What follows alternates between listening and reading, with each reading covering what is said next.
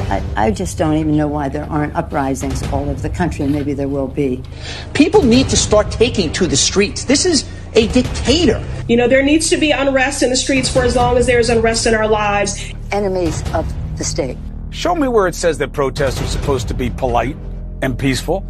Do something about your dad's immigration practices, you feckless. When they go low, we kick them. How do you resist the temptation to run up and wring her neck? The biggest terror threat in this country is white men, most of them radicalized up to the right. I thought he should have punched him in the face. I said, even if you lost, he insulted your wife. Yes. He came down the escalator and called Mexicans rapists and murderers. He said, well, what do you think I should have done? I said, I think you should have punched him in the face and then gotten out of the race. You would have been a hero.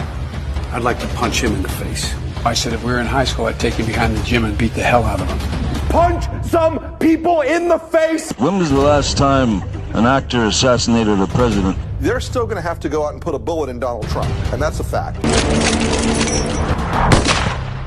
Look as his character is stabbed to death. Where is John Wilkes Booth when you need him?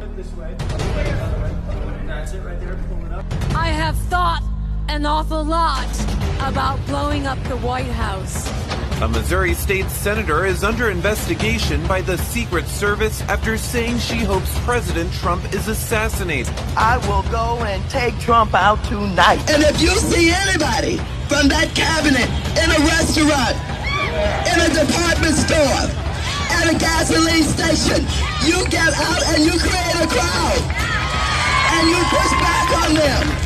And you tell them they're not welcome anymore, anywhere. And sadly, the domestic enemies to our voting system and our honoring our Constitution are right at 1600 Pennsylvania Avenue. They're not going to stop before Election Day in November, and they're not going to stop after Election Day. And that should be, everyone should take note of that on both levels, that this isn't, they're not going to let up, and they should not. If you think we're rallying now, you ain't seen nothing yet.